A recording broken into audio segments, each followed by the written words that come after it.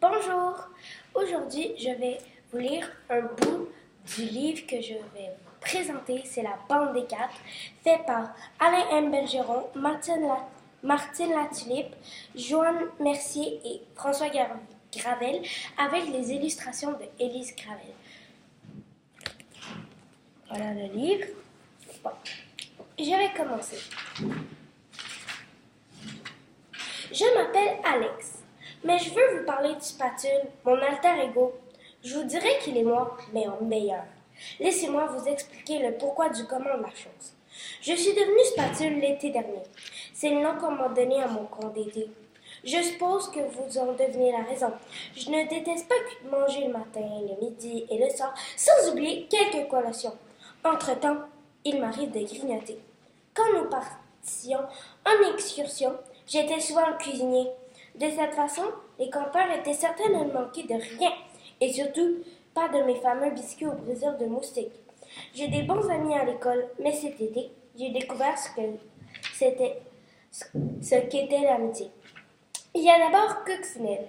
Coccinelle connaît des centaines, des milliers et des millions de légendes. Elle les invente à mesure, pour le plus grand plaisir des jeunes campeurs. Elle connaît aussi tous les mots futiles qui contiennent des W, comme le Wamba, Air, Awal et Ou. Inutile de dire que personne n'ose la décrire au Scrabble. Au camp d'été, elle était également notre championne de canotage. Je veux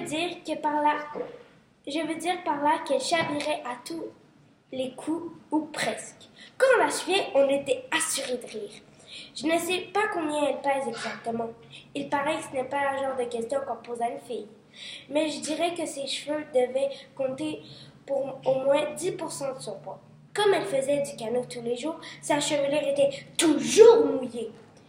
Il y a aussi notre pilote. Avec un surnom comme celui-là, vous devinez qu'elle n'est pas une lutteuse de sumo.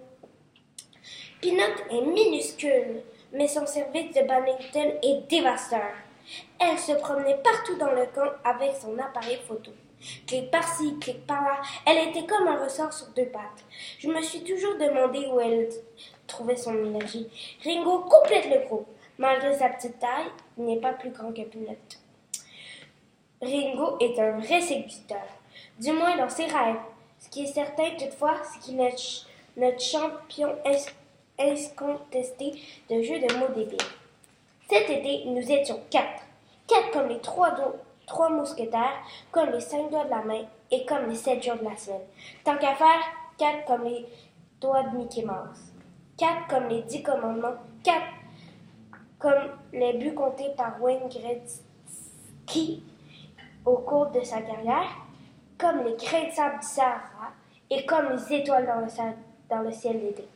Nous étions 4, mais nous étions aussi nombreux que nous voulions quand nous inventions des histoires pour les jeunes campeurs les sorts des feux de camp. Quand l'automne est arrivé, nous sommes retournés chacun dans notre pays, moi à l'île aux grues au milieu du fleuve, Coccinelle dans Charlevoix, Ringo à Victoriaville et Pinot au Québec. Fini les feux de camp, fini la magie, fini la complicité et les jeux de mots débiles, fini la bande des quatre. Ça, c'était jusqu'à ce que Pinot décide de nous brasser la cage. Nous étions pas aussitôt rentrés dans la maison qu'elle nous envoyait des messages auxquels Ringo a répondu, puis Coccinelle, ainsi de suite. La goutte d'eau a mis le feu aux poudres, a fait la boule de neige et s'est transformée en avalanche, passant sur le coq au vin. Je me mélange peut-être de mes expressions, mais l'essentiel était que mes amis étaient revenus dans ma vie. Pour savoir la suite, allez l'acheter ou allez l'emprunter à la bibliothèque.